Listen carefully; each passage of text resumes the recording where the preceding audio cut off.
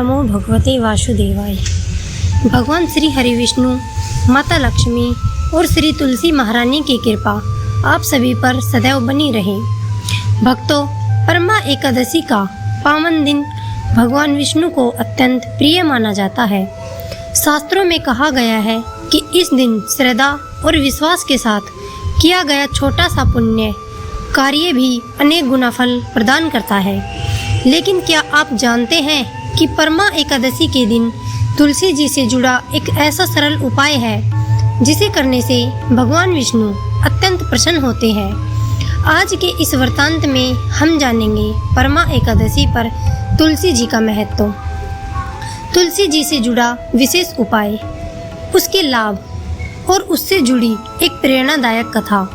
इसलिए इस वृत्तांत को अंत तक अवश्य सुनिएगा। भक्तों, सनातन धर्म में तुलसी को केवल एक पौधा नहीं माना गया है, तुलसी को माता का स्वरूप माना गया है। मान्यता है कि जहाँ तुलसी का वास होता है वहाँ भगवान विष्णु और माता लक्ष्मी की कृपा बनी रहती है। इसी कारण भगवान विष्णु की पूजा तुलसी दल के बिना अधूरी मानी जाती है। धर्म ग्रंथों में वर्णन मिलता है कि एक बार देवर्षि नारद ने भगवान विष्णु से पूछा, हे प्रभु, ऐसा कौन सा सरल उपाय है जिससे सामान्य व्यक्ति भी आपकी कृपा प्राप्त कर सके। तब भगवान विष्णु ने कहा, जो भक्त श्रद्धा से मुझे तुलसी दल अर्पित करता है वह मुझे अत्यंत प्रिय होता है।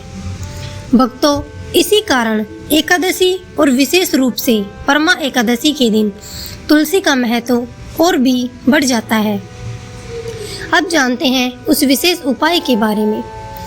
परमा एकादशी के दिन प्रातः स्नान करके स्वच्छ वस्त्र धारण करें। इसके बाद भगवान विष्णु की प्रतिमा या चित्र के सामने घी का दीपक जलाएं। फिर तुलसी जी को प्रणाम करें और श्रद्धा से कुछ तुलसी दल अर्पित करें। इसके बाद कम से कम 108 बार इस मंत्र का जाप करें, ओम नमो भगवते वासुदेवाय। जप करते समय भगवान विष्णु के चरणों में तुलसी दल अर्पित करते रहें।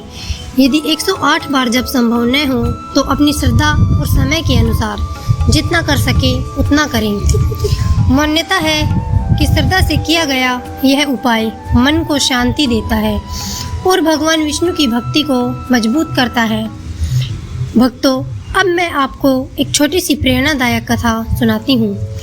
बहुत समय पहले एक गरीब वृद्धा थी। उसके पास धन संपत्ति नहीं थी, केवल भगवान विष्णु के प्रति उसकी अटूट श्रद्धा थी। उसके घर के आंगन में एक छोटा सा तुलसी का पौधा लगा था।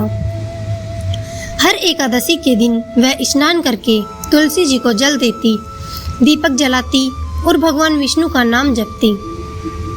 एक दिन किसी ने उससे पूछा, तुम्हारे पास न धन है न वैभव, फिर भी तुम इतनी श्रद्धा से पूजा क्यों करती हो?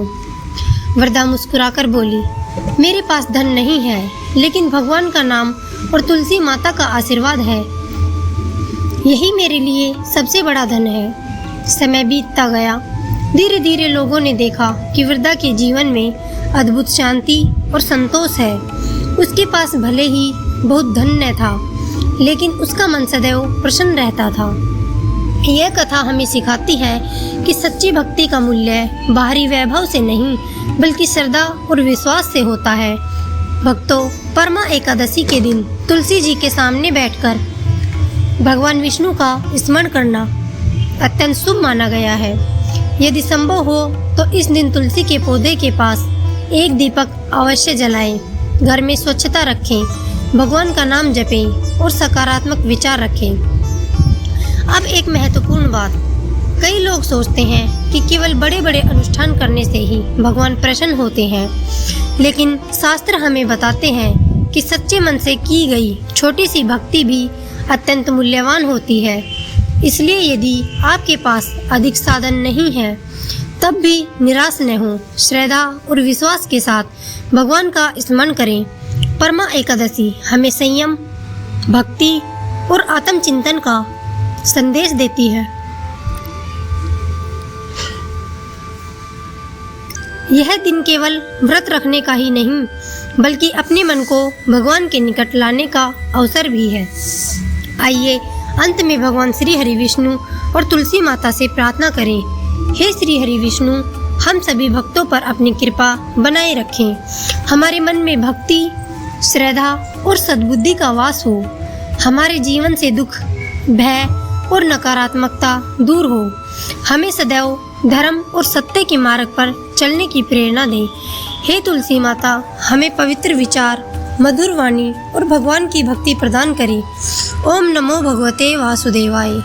ओम नमो भगवते वासुदेवाय। ओम नमो भगवते वासुदेवाय। यदि आपको यह वृत्तांत अच्छा लगा हो तो कमेंट में एक बार अवश्य लिखें। जय श्री हरि विष्णु और जय तुलसी माता।